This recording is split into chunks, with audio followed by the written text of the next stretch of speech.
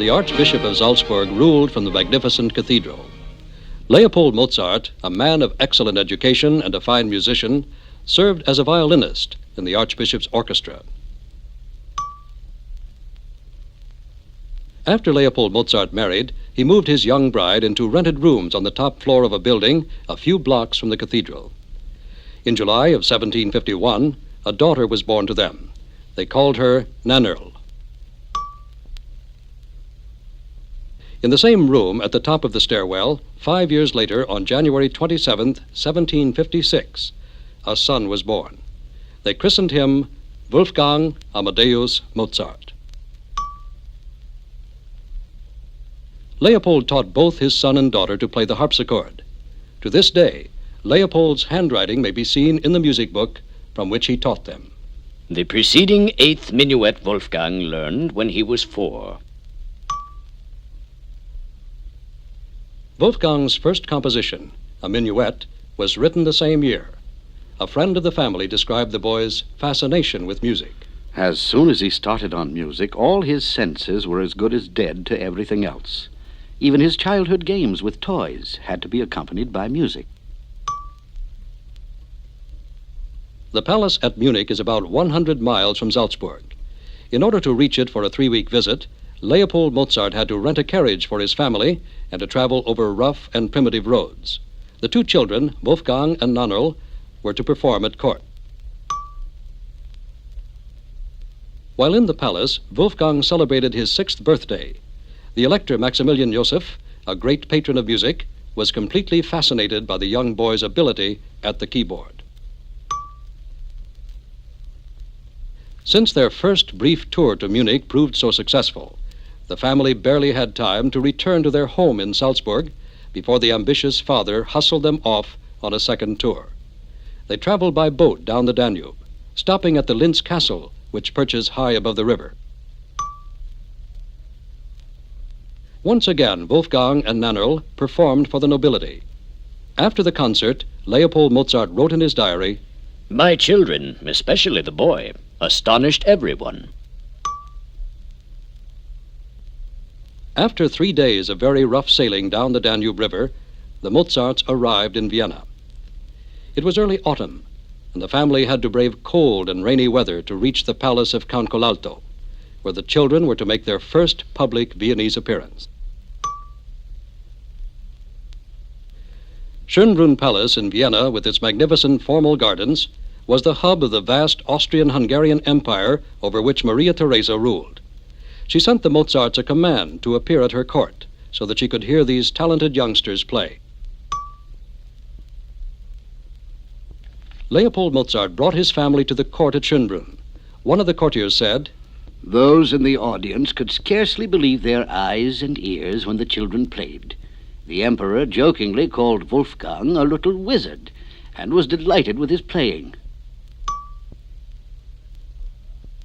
When Wolfgang was taken to the royal apartments of the Empress Maria Theresa and shown around by the little princes and the princesses, he had the misfortune to slip, for he was unaccustomed to walking on such polished floors. One of the princesses helped him up. The boy then jumped on Maria Theresa's lap, threw his arms around her, and kissed her good and thoroughly." As a token of gratitude for his performance, Maria Theresa had a portrait of the 6-year-old Wolfgang painted in the official court uniform that she had given him. Now that the boy had become known in Vienna, his father presented him at all the principal palaces of the city.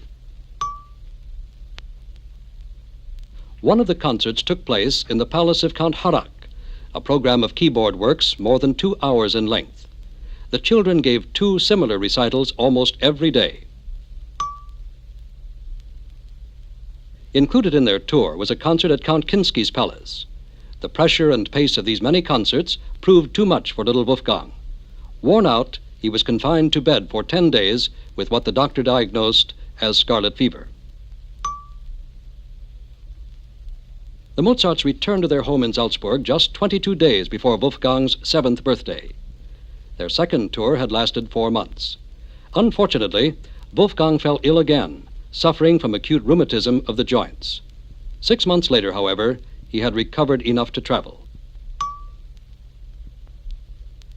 The Mozarts made their next journey in their own carriage, stopping first at Munich. After having settled their baggage at the inn, the family drove out to see the beautiful castle of Amalienburg, part of a vast complex of buildings belonging to the court. The Mozarts strolled leisurely through the wonderful gardens surrounding the castle. As they wandered down the little footpath beside the lake, they were seen by the prince who, upon recognizing them, immediately extended an invitation to the young brother and sister to perform that evening in his palace. The ballroom in which they played that night has been termed by many artists the finest example of Rococo decor, the full flowering of this age of elegance. Many of the Bavarian nobility were present, and Leopold was overjoyed at the impression his son's performance made on them. The family traveled on to Augsburg, where Leopold Mozart presented his son for the first time in a concert open to the public. He placed an advertisement in the Augsburg newspaper. Imagine a boy of 7 sitting at the harpsichord, playing not only sonatas and concertos, but also improvising from his head. Does this not exceed all powers of imagination? Proceeding to Brussels, the Mozarts waited for almost a month before the Belgian prince finally invited the children to perform at his palace. Leopold was incensed at this delay, for his hotel bill was increasing at an alarming rate, and the trip had already cost more than $200. The family spent their time sightseeing, greatly enjoying the 15th century architecture of the court. Leopold, however, wrote bitterly in his diary. Prince Charles's amusement at present consists of lacquering, painting, and making varnishes. He does nothing but hunt, eat like a hog, and drink, and in the end it turns out he has no money. The Mozarts traveled on to Paris and reached the palace of the Bavarian minister to France, just 2 months before Wolfgang's 8th birthday. For 5 months, the family enjoyed living in the minister's home, where they were treated with the greatest kindness. Shortly after the Mozarts arrived in Paris, a newspaper carried an interesting article. True miracles are so rare that we like to report one when it comes our way. Wolfgang Mozart easily performs the most difficult pieces with hands that are scarcely large enough to span 6 keys. He writes and composes with ease. The Mozarts at last received the invitation that had been the ultimate goal of their trip, a request to appear at the Palace of Versailles, the most beautiful and most imitated palace in all of Europe. The children were to perform for King Louis XV of France. The Mozarts traveled the 12 miles from Paris to Versailles and stopped at a local hotel. Since it was December 24th, they came to the Royal Chapel at Versailles to celebrate the Christmas Mass. At last, on New Year's Day, the Mozarts made their appearance at court. We arrived late, so that a way through the Swiss guard had to be cleared for us, and we were then led across the hall into the room close by the royal table. Through this room the royalty entered. At the sight of my children, the king's daughters stopped, then approached, and allowed their hands to be kissed. The Mozarts stayed at Versailles another 10 days, enjoying long walks around the magnificent palace grounds. Wolfgang also played the organ in the chapel before the entire court and won the applause of all. For this, he received a gold snuff box and more than $300 in gold louis. Perhaps the sight which fascinated the family most about Versailles was the play of the waters, more than 1,400 fountains that had been the delight of their creator, Louis XIV. There was little time to enjoy Versailles, however, for many invitations were arriving from Paris, asking for appearances by the 2 children. One of the requests came from Prince Conti, whose tea party in the English tradition is represented in an oil painting. 8-year-old Wolfgang is at the keyboard, performing for the Parisian nobility. For the boy's appearances at parties such as this, he received many solid gold trinkets, but as Leopold Mozart noted in his diary, only a little over $100 in gold coins. A concert at St. James's Palace followed almost immediately after the Mozarts arrived in London. The concert lasted for 3 hours, and both King George III of England and his wife were enthusiastic about the performances of Wolfgang and Nannerl. A week later, the Mozarts were strolling by the palace. The king came driving by with the queen, and although we were wearing different clothes, they nevertheless recognized us, and not only greeted us, but the king opened the coach window, put his head out, and said hello to us, waving his hands, especially to Wolfgang. Several public concerts were given in London by the Mozarts. For the recital at the Haymarket Theatre, the advertisement read, "It is a pleasure to present the greatest wonder of Europe. Wolfgang surpasses all imagination. It is difficult to say which is more admirable, his keyboard skill or his own compositions." Another advertisement for concerts shows Wolfgang at the harpsichord, Father Leopold playing the violin, and Sister Nannerl singing. When Leopold was confined to bed with a cold, he asked that Wolfgang not disturb his rest by playing the harpsichord. The boy then turned to composing several youthful symphonies, which reflected the style of Johann Christian Bach, whom he had met in London. From London, the Mozarts moved on to the Netherlands, where Wolfgang played at the court in The Hague. He played alone this time, as little Nannerl had become very ill. Within 2 months, Wolfgang also was grievously sick with typhus. By his 10th birthday, however, both he and his sister were sufficiently recovered to travel. Finally, the Mozarts started their long journey home from the Netherlands, giving many concerts en route. After a concert in Amsterdam, they traveled to Paris, Geneva, Zurich, and Munich for appearances. Only 10 months were spent back in Salzburg. They were busy months filled with practice. Every moment lost is lost forever. You know my children are accustomed to work, and you know how much my children have to learn, especially Wolfgang.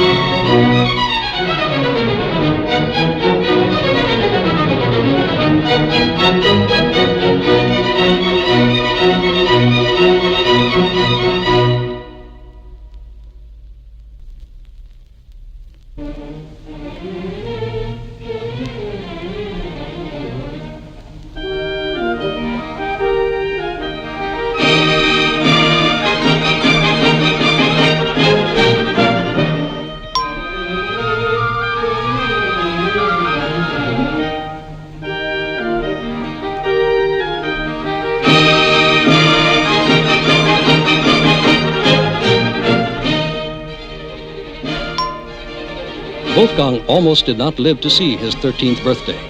He became delirious with smallpox and for 9 days was stricken with blindness. The family fearful that it might become permanent.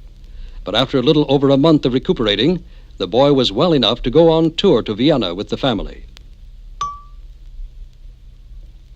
In Vienna, Wolfgang composed his first opera, The Simple Fake, on commission from the emperor, but jealousies and political intrigues at court kept it from being presented. His second opera, Bastien et Bastien, fared better and was produced in a private home. The Mozarts returned to Salzburg for a year. During this period, Wolfgang composed more than 20 minuets for carnival time and also a number of string trios and serenades. He also completed his Pater Dominicus Mass for the Church of St. Peter in Salzburg. Wolfgang conducted the performance. The officiating priest for whom it was written noted in his journal, Wolfgang Mozart composed the music which, in the opinion of all, was most elegant. After dinner, he played the organ to the delight and astonishment of the guests. Leopold Mozart now took his family on a tour south of the Alps to Italy. They stopped first at Verona for 2 extremely happy weeks. Once they dined with Count del Giardino, whose palace was set in one of the most magnificent formal gardens in Italy. Wolfgang's concerts amazed the Italians. The Mozarts traveled south to Rome, where they occupied rooms that looked across the river to St. Peter's. They went to the Basilica to hear a performance of Allegri's Miserere in the Sistine Chapel. In the world-famed chapel with its paintings by Michelangelo, Wolfgang heard Allegri's work, which the papal choir guarded so jealously that only the original copy of the music existed. After the performance, Wolfgang returned to his lodgings and wrote out a perfect copy from memory. During these days in Italy, Wolfgang's portrait was painted. The family visited Naples and then traveled on to Milan, where an opera the boy had been commissioned to write was performed. The father brought his family back to Salzburg and moved them to a more spacious home. They had 8 rooms, including a hall for music making, stocked with pianos that Leopold sold on commission. The cool courtyard afforded a refuge from the summer's heat and a place for composing and recreation. The next 2 years were happy ones for Wolfgang, who was now almost 17. He spent his time composing music for the Archbishop's court. Within this brief period, he composed 5 violin concertos, 3 piano concertos, and several symphonies. More than a dozen serenades and 16 minuets of Wolfgang's were first performed in the great audience hall of the Archbishop's palace. He also wrote a considerable amount of dinner music, which was used at the gala court banquets. Mozart had his portrait painted in his 21st year, wearing the Order of the Golden Spur that the Pope had bestowed upon him.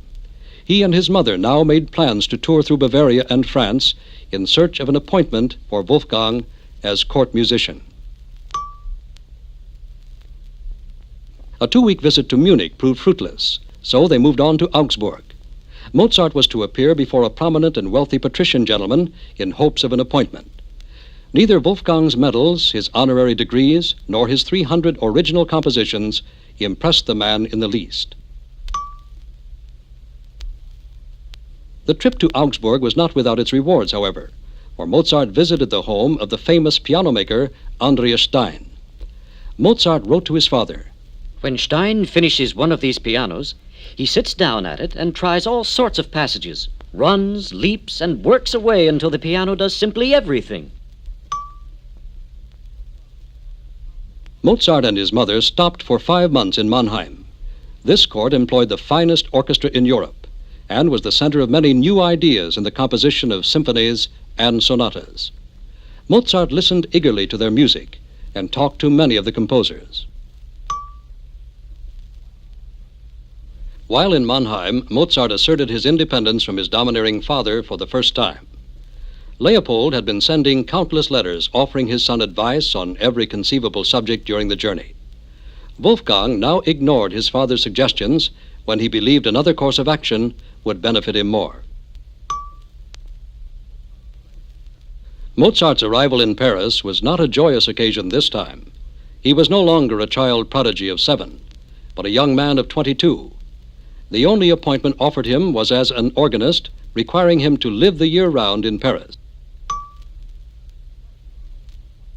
Tragedy followed disappointment.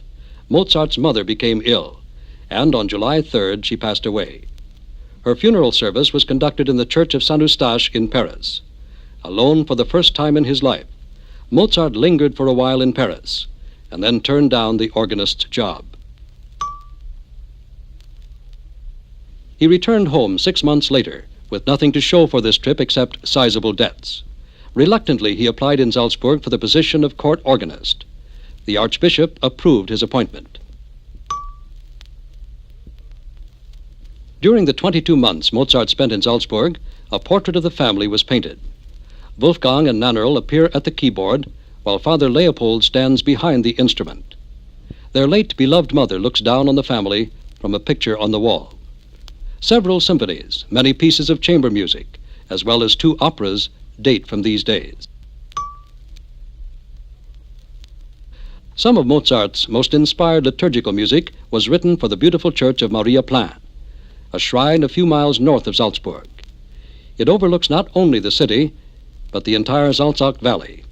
The composer remarked that he frequently had a vision of this church when he was on tour in foreign lands. With its outstanding Baroque interior, Mozart found this church the ideal setting for the performances of his masses and vespers. His coronation mass was composed for this church. The house of the Teutonic Order in Vienna is just a block away from the cathedral. The Archbishop of Salzburg came here with his court to visit. Mozart, as part of the court, was required to stay with the servants, sharing their quarters and eating at their table. Having dined with kings and queens all over Europe, he bitterly resented what he considered degradation. Even to perform at the Kärtner Tor Theater in a benefit concert for widows, he had to ask the permission of the Archbishop. He soon discovered the Archbishop was thoroughly incensed over his independent spirit. Mozart was summoned back to his lodgings to appear before the Archbishop. It all came out in one breath. I was the most slovenly fellow he knew. He raged on like fire and lied to my face. My blood began to boil, and I asked His Grace if he wasn't satisfied with me. He asked if I dared to threaten him, and called me a conceited fool. He pointed to the door and said he would have nothing more to do with such a miserable scoundrel as I. Although dismissed from the court, Mozart stayed on in Vienna and moved into a room in the home of the Weber family, which he had known for several years. He soon became engaged to their daughter Costanza and outlined a program to support her. I will look for a court appointment. In the meantime, I'll give lessons, compose an opera a year, give 1 concert a year, and publish my compositions. Soon the newly married couple moved to their own home. They received some distinguished visitors here. First came a young man from Bonn named Ludwig van Beethoven. Later, the composer Joseph Haydn paid many visits. During one of these, Mozart presented Haydn with 6 quartets that he had dedicated to him. About this time, his brother-in-law painted a never-finished portrait of Mozart, which was said by his friends to be the best likeness of the composer.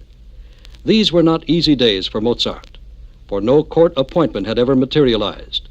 Some of his new symphonies were performed at public concerts, some in homes of nobility, but they brought in a very meager amount of money.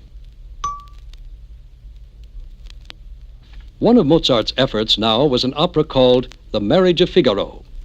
It was a delightful 18th century story of love, intrigue, and mistaken identity.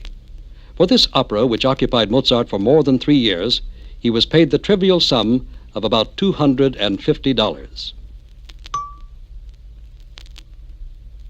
A few days after his 31st birthday, Mozart and his wife started on a tour, stopping first in the ancient Czech city of Prague, where his opera, The Marriage of Figaro, was a tremendous success. Nothing else is played, sung, or whistled in Prague but my Figaro. Although ill health caused Mozart to return for 8 months to Vienna, he was happy to go back as soon as possible to Prague. This time he stayed at the Villa Bertramka, just a few miles away from the city. This house belonged to his friends, the Duscheks, who made the composer feel very welcome.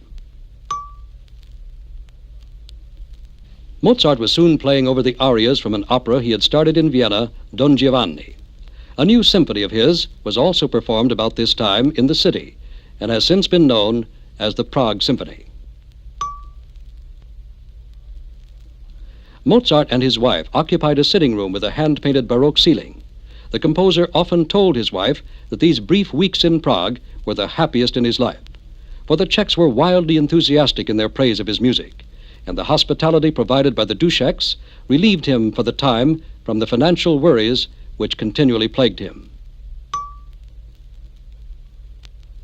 Legend has it that much of Don Giovanni was written at a little stone table in the hillside garden behind Villa Bertramka. When asked how he went about composing, Mozart replied, "When I am alone or during the night when I cannot sleep, my ideas flow best. From where they come or how they come, I don't know. I remember those ideas I like and hum them to myself. I don't hear the parts one after another, but all at once." Don Giovanni, the legend of Don Juan, and his amorous adventures was an immediate success in Prague. My opera was received with the greatest applause. Here they are doing their best to talk me into staying another few months to write several more operas.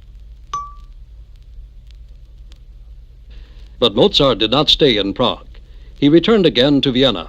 He had learned of the death of Gluck, the court composer, and he hoped that he might receive the appointment to this now vacant position. The Emperor, Franz Joseph II, eventually gave Mozart the post, requesting the composer to provide him with minuets and contradances for the frivolities of the court. In turn, he agreed to pay Mozart $350 a year as the official court composer. It is too much for what I produce, and too little for what I could produce. The Mozarts moved into a little house a few miles outside the Vienna city walls. I can work at great leisure here, where I am not exposed to so many visitors. The lodgings are cheaper, and in the spring, summer, and autumn they are pleasant, as I also have a garden. It was in this house that Mozart completed the crowning achievement of his orchestral works, his last three symphonies, numbers 39, 40, and 41. Once again, Mozart set out on a tour to raise money. He stopped in Prague with his friends, the Duscheks, then traveled to Dresden, Leipzig, and Berlin. 2 months later, he returned home, his financial situation worse than ever. A new opera, Così fan tutte, was given its first performance on his 34th birthday. Mozart worked on his next opera, The Magic Flute, in a little garden cottage. The author of the text, Schikaneder, had become manager of a new theater in Vienna. In order to speed Mozart's work on the music, he provided the composer with this house in one of the courtyards of the theater. The Magic Flute is a comedy, yet it is filled with hidden symbolism based on the rituals of the Masonic order, to which Mozart actively belonged. The allegorical meaning of the play, set in ancient Egypt, is that the human soul, through trials and sufferings, at last attains perfect happiness. Mozart was commissioned to write a requiem, the solemn mass for the dead. Much of it was composed at the little spinet in the Mozart home. The composer, now 35, was in a despondent mood. I can feel from my present state that the hour is striking. I am on the point of expiring. My end has come before I was able to profit by my talents. Before me lies the requiem, my swan song. I must not leave it incomplete. But the swan song was left incomplete. Death stopped Mozart at the 9th measure of the Lacrimosa. Services were conducted for the composer in St. Stephen's Cathedral. Mozart's wife, who was in ill health, arranged through friends for the least expensive funeral possible. Because it was raining, only a few friends and none of the family went from the cathedral to the city gates. There, even the stalwart ones turned back. Legend has it that only a mongrel dog followed the hearse as it moved along the rainy streets. Mozart was buried somewhere within the cemetery in a pauper's grave, without a tombstone or cross to mark the spot. To this day, no one knows exactly where he was laid to rest. Many years later, this little spot of ground in the cemetery was dedicated to Mozart, one of the greatest geniuses the world has ever known, one of the giants of music.